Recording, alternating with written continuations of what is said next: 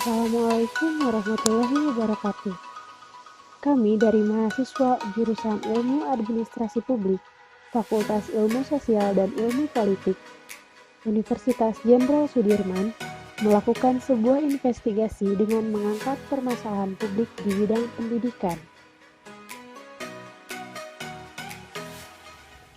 Sebelumnya, perkenalkan anggota kami terlebih dahulu. Ada Nada Rahmawati Pratiwi dengan NIM F1B018002, ada Yesa Muslimah dengan NIM F1B018009, dan Nurma Novitasari dengan NIM F1B018010.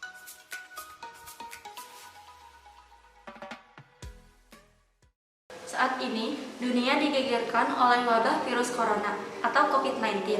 Tak terkecuali Indonesia, pemerintah Indonesia telah mengambil sejumlah kebijakan untuk memutus rantai penularan COVID-19. Kebijakan utamanya adalah memprioritaskan kesehatan dan keselamatan rakyat dengan bekerja, beribadah, dan belajar dari rumah. UNESCO menyebutkan bahwa pandemi COVID-19 mengancam lebih dari 577 juta pelajar dari pendidikan prasekolah dasar hingga menengah atas dan lebih dari 86 juta pelajar dari pendidikan tinggi di seluruh dunia. Seperti kebijakan yang diambil oleh berbagai negara yang terdampak penyakit COVID-19, Indonesia meliburkan seluruh aktivitas pendidikan. Hal tersebut membuat pemerintah dan lembaga terkait menghadirkan proses alternatif dengan menjalankan pendidikan jarak jauh atau belajar online. Penerapan kebijakan belajar mengajar jarak jauh dari rumah atau belajar online nampaknya tidak menjadi masalah bagi sebagian perguruan tinggi yang sudah memiliki sistem akademik berbasis daring. Menjadi masalah bagi sebagian perguruan tinggi yang tidak memiliki sistem tersebut. Di level pendidikan dasar, menengah, dan atas, secara teknis, proses pembelajaran jarak jauh juga banyak mengalami kendala.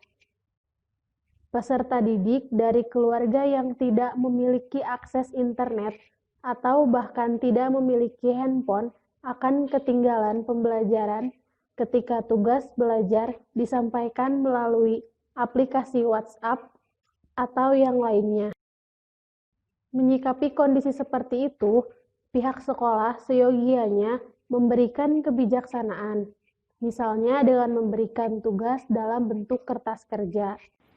Selain itu, dampak lain dirasakan oleh peserta didik dari belajar daring adalah beban pelajaran yang terlalu banyak. Pada saat yang sama, peserta didik dituntut untuk dapat mencermati dan mempelajari materi pelajaran sendiri dengan cepat. Kalaupun diberikan ruang bertanya kepada guru melalui pesan aplikasi WhatsApp, itu dirasakan tidak cukup waktu. Dan yang paling mudah diamati oleh orang tua peserta didik, belajar mengajar dari rumah juga membuat peserta didik menjadi gampang bosan karena tidak bisa berinteraksi langsung dengan guru dan teman-temannya.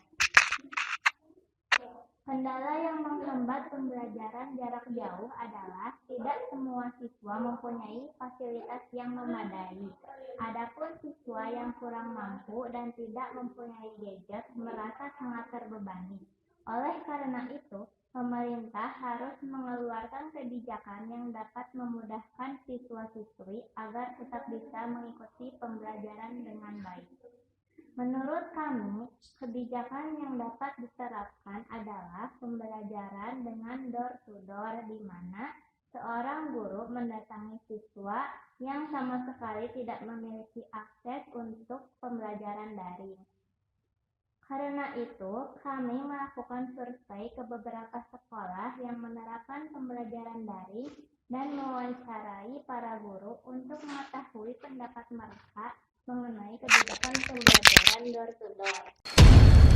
Dalam video ini, kami akan mengadvokasi salah satu masalah publik yang diakibatkan oleh adanya pandemi COVID-19. Salah satu masalah publik yang ingin kami advokasi yaitu mengenai pembelajaran jarak jauh.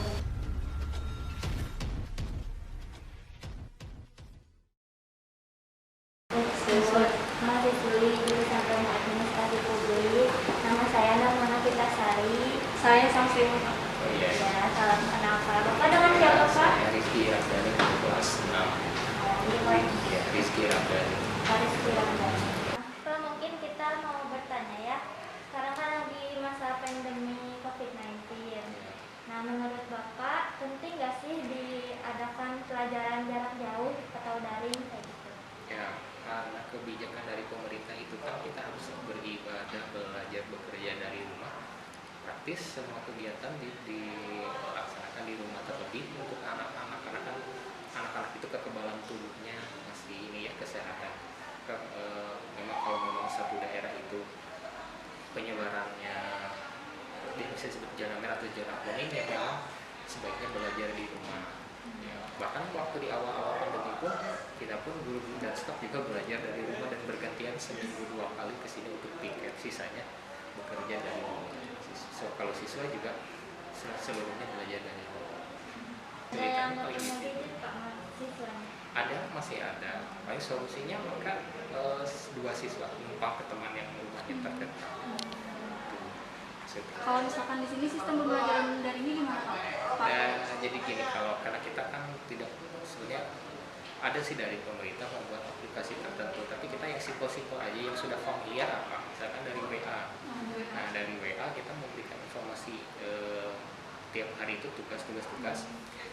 Kebijakannya seminggu sekali, jadi siswa itu diminta, misalkan gini, matematika sediakan buku 2 minggu ini, tugas minggu ini hari apa disetorkan oleh orang tua ke guru yang bersangkutan. Nah, selama 1 minggu diperiksa, kemudian mengerjakan yang materi berikutnya. Minggu depan setorkan lagi buku yang sudah dikerjakan, yang minggu kemarin buku diambil lagi. Kalau di sekolah lain kan ada yang sudah menerapkan door to door kan Pak ya, jadi Ya. gurunya nyamperin gitu ke anaknya yang tidak punya gadget. Berarti kalau di sekolah ini belum sampai ke situ ya Pak? Kalau door to door gini, memang kalau di daerah saya di kabupaten ya sistemnya seperti itu, misalkan belajar kelompoknya di luar per kampung. Tapi kalau di kota kan memang tidak diizinkan dari Pemkotnya. Misalnya tugas tugasnya tidak diizinkan. Kalau kami pada dasarnya guru siap melayani apapun sistemnya, tetap muka, daring ataupun berkunjung seperti itu ke tiap kampung, siap. Tapi memang dari level gugus tugas dan Pemkotnya yang tidak mengizinkan. Namanya Sally, kelas 2A. Kelas 2A. Ya. Nah, itu kan dia nggak punya gadget ya Bu. Ya. Jadi ibu wali kelasnya yang menghubungi dia kalau ada apa-apa. Ya. Nanti dia kesini. Ya. Nah, kalau di sekolah lain di kabupaten kan udah ada guru yang sekolah yang menerapkan door to door. Jadi gurunya tuh langsung nyamperin ke anaknya. Nah, kalau di sini belum sampai ke situ. Iya, belum. Karena kan di sini setiap siswa kan dikasih buku 1. Ya, Sally juga dikasih buku 1. Cuman nanti kalau ada ulangan harian datang ke sini. Gitu. Jadi enggak gurunya yang nyamperin. Enggak ada kebijakan seperti itu sih di kota. Ya. Ibu setuju nggak kalau misalkan kayak menerapkan kayak gitu? Jadi satu orang guru tuh nyamperin ke anak yang emang benar-benar punya. Setuju, supaya guru bisa melihat keadaan ekonomi keluarga anak, ya kan ada kunjungan komvisit itu bisa diterapkan. Setuju. Karena apa ya? Karena sekarang kita kasih COVID-nya mendekati orange ya. Nah, jadi pihak sekolah rada di. Bahkan dulu kan orang tua sering ke sekolah. Misalnya ini tugas, setor buku, terus nanti diambil. Sekarang nggak boleh, jadi lewat daring aja. Gitu. Ujian juga lewat daring, penilaian harian, tugas-tugas gitu. Tadinya banyak. Kalau waktu kota Tasik udah hijau, sekarang mendekati orange, jadi direnggangkan lagi gitu. Akses orang tua ke sekolah. Tadi kan kata Pak Rizky, kenapa di kota belum menerapkan door to door, itu emang ada kebijakan dari pemerintahnya untuk gak melakukan sistem seperti itu. Nah, kalau dari Ibu sendiri, ada gak bukan kata-kata sih, ya yang ingin Ibu sampaikan kepada pemerintah supaya pemerintah tuh mengizinkan gitu. Tapi sistemnya tuh bukan satu guru mengunjungi sekelompok siswa, tapi emang satu guru mengunjungi satu orang siswa yang emang benar-benar gak mampu gitu. Oh iya, bisa jadi, bisa. Supaya kelihatan betul atau tidak, karena ibu kan tahu, kebetulan tahu kondisi Sally itu tahu, Sangat setuju. Setuju. Berarti Ibu setuju ya kalau misalkan tadi sistem door to door itu? Setuju. Cuman tidak intens ya. Ada jarak. Tidak setiap hari juga. Karena bahaya. Apalagi usia 50 ke sana kan rentan. Gitu aja. Kan salah satu kendalanya itu ekonomi ya Bu. Nah untuk siswa yang tidak mampu itu bagaimana Bu belajarnya? Yang kayak tidak punya gadget kayak gitu. Untuk yang siswa yang tidak mampu, kami di sini memberikan kelonggaran. Ya. Walaupun di tengah pandemi ini tidak boleh berkumpul-kumpul, karena anak tetap harus belajar dan kita juga harus memberikan pelajaran kepada mereka, maka diperbolehkan membuat kelompok dengan catatan paling banyak 3 orang, menggunakan protokol kesehatan, menggunakan masker, menjaga jarak, cuci tangan itu, sehingga si anak yang tidak mempunyai HP yang Android atau gadget bisa mengikuti yang punya harap ikut difotokan, ikut di-sharekan oleh yang punya HP. Ngiring kana gaduh. Jadi gini, ada nggak Bu harapan Ibu untuk pemerintah supaya atau saran Ibu kepada pemerintah untuk kebijakan yang lebih baik untuk memajukan pembelajaran daring ini? Harus segera tatap muka. Ya pasal saya sebagai penikmat pengennya sih tatap muka, tapi dengan situasi yang seperti ini ya mau gimana.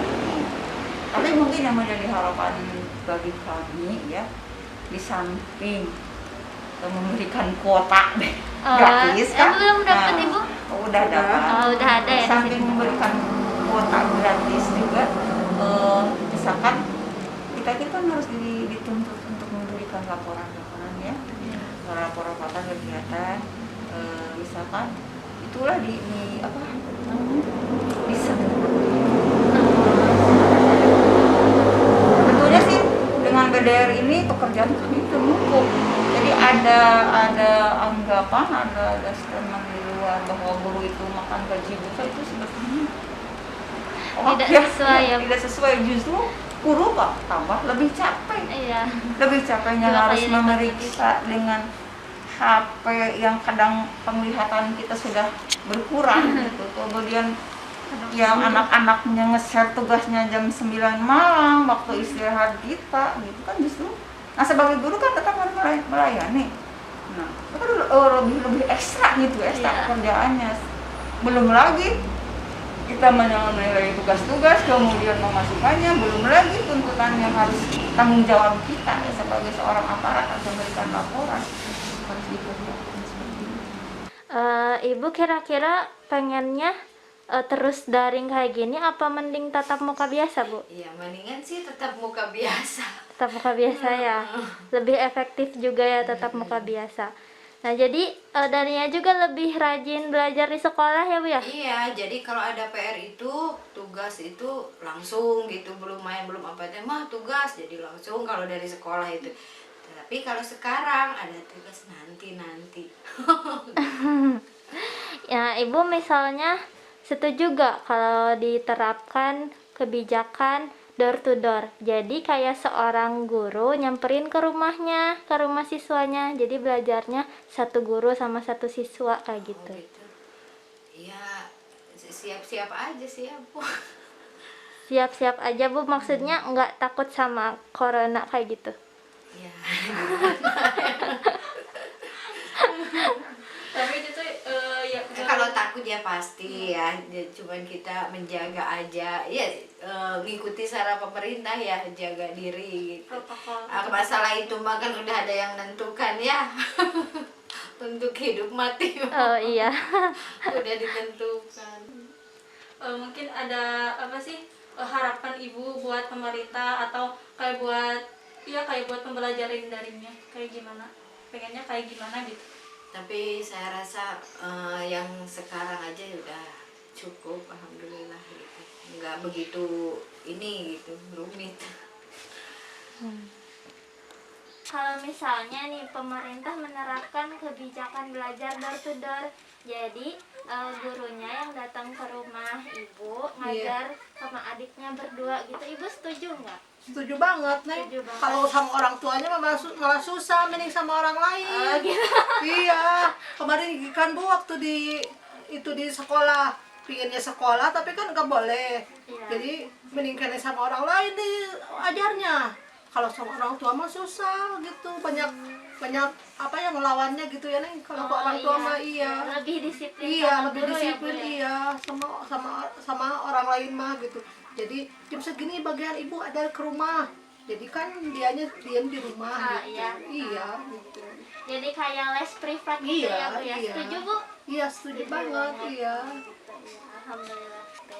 Nah, harapan ibu buat pemerintah supaya bisa melaksanakan kebijakan ini apa Bu? Harapannya gimana Bu? Harapan Kepinginnya iya lebih fokusnya anak-anak kan ada yang ngebimbing gitu. Iya gitu. Kalau di sekolah lebih utama kan Bu ya, cuman kan sekarang nggak boleh ke sekolahnya, jadi di rumah harus sama juga sama di sekolah gitu. Kalau anak-anaknya bisa diatur kan, kalau di rumah mah jam segini bagian sekolah di rumah gitu, bagian itu gitu. Jadi, berdasarkan investigasi yang telah kami lakukan, metode pembelajaran door to door sangat diharapkan oleh beberapa pihak, baik itu dari guru, orang tua murid, dan peserta didik itu sendiri. Orang tua murid berharap jika kebijakan door to door ini diterapkan, maka akan mengurangi sebagian kendala yang dialami oleh orang tua murid, baik itu dari segi ekonomi dan motivasi belajar anak dalam mengikuti pembelajaran. Untuk itu, kami berharap agar pemerintah dapat mempertimbangkan kembali untuk melaksanakan kebijakan ini. Sarama mengartikan advokasi sebagai serangkaian tindakan yang bertujuan untuk mengubah kebijakan, kedudukan, atau program dari segala jenis lembaga. Pengertian ini mendorong kegiatan advokasi berakhir pada pengambilan keputusan untuk mencari jalan keluar yang lebih baik. Langkah-langkah untuk melakukan advokasi. Yang pertama, mencari akar permasalahan. Pada tahap ini, kita harus menetapkan agenda advokasi. Penetapan agenda harus mempertimbangkan skala prioritas. Tidak seluruh masalah harus selesai secara bersamaan.